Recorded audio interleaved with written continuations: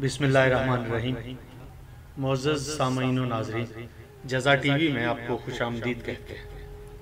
ناظرین اکرام، آج کی ویڈیو میں ہم آپ کو بتائیں گے کہ وہ احباب جن کی شادی نہیں ہوتی یا منگنی ٹوٹ جاتی ہے یا شادی میں کوئی نہ کوئی رکاوٹ آ جاتی ہے، ان کے لیے ایک ایسا مجرب نسخہ ہم آپ کی خدمت میں پیش کرنے جا رہے ہیں کہ آپ ہمارے حق میں دعائیں ضرور کریں گے۔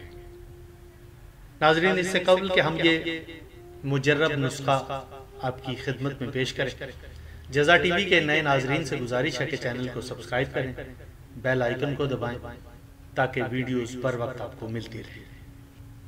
ناظرین، یہ نسخہ بتانے سے قبل ایک گزارش اور کرنا ہے، اور وہ یہ کہ کسی قسم کا مسئلہ ہو، جنات کے حوالے سے اولاد نافرمان ہو، نیند نہ آتی ہو، رزق میں فراوانی نہ ہو، بیوی خاوند میں جھگڑا ہو، اولاد نہ ہوتی ہو، جب بھی کوئی کام شروع کریں کوئی نہ کوئی رکاوٹ آ جاتی ہو، قرض کی ادائیگی نہیں ہو رہی، یا اس قسم کے دیگر مسائل، ذہنی سکون میسر نہ ہو، تو آپ ڈسکرپشن میں دیے ہوئے نمبر پر رابطہ کر سکتے ہیں۔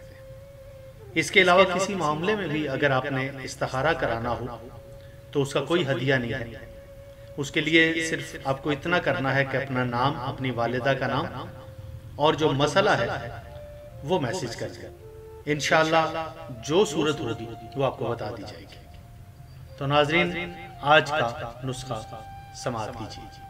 وہ احباب جن کی منگنی ہوتی ہے اور ٹوٹ جاتی ہے، یا کوئی نہ کوئی رکاوٹ آ جاتی ہے، یا جن کی شادی نہیں ہو رہی، ہم جو عمل آپ کو بتانے جا رہے ہیں اگر آپ نے وہ کر لیا تو تمام رکاوٹیں انشاءاللہ دور ہو جائیں گی، اور اگر اس عمل کو لگاتار کیا تو شادی کے بعد کے معاملات بھی خوشگوار رہیں گے۔ امام جعفر صادق علیہ السلام ارشاد فرماتے ہیں، سورہ طٰہٰ جنتی سورت ہے، اہل بہشت اسے بہشت میں تلاوت کیا کریں گے۔ ناظرین، آپ نے کرنا کیا ہے، جب بھی رشتے کی کوئی صورت نظر آئے، سورہ طٰہٰ کو لکھ کر اپنے پاس محفوظ کر لیں۔ اول و آخر درود آپ نے پڑھنا ہے۔ ایک مرتبہ سورہ طٰہٰ پڑھ کر پانی پر دم کرنا ہے اور اس کے چند قطرے اپنے آپ پر چھڑک لیں۔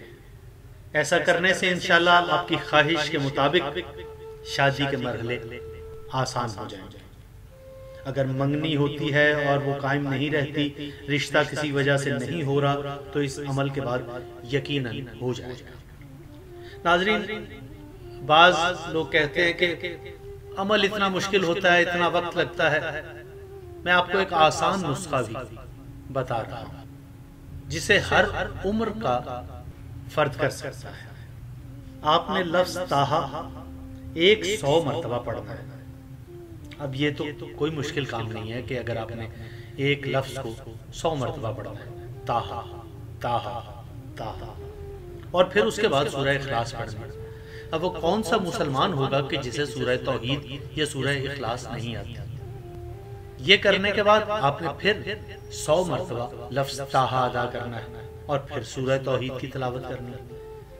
پھر ایک مرتبہ 100 مرتبہ طٰہٰ کہنا ہے اور پھر سورہ توحید کی تلاوت کرنی ہے۔ گویا یہ عمل 7 مرتبہ آپ نے سر انجام دینا ہے۔ جب یہ 7 مرتبہ کر لیں اور 8ویں مرتبہ آپ 100 مرتبہ لفظ طٰہٰ کہیں، تو پھر سورہ توحید 1 مرتبہ نہیں بلکہ 18 مرتبہ پڑھیں۔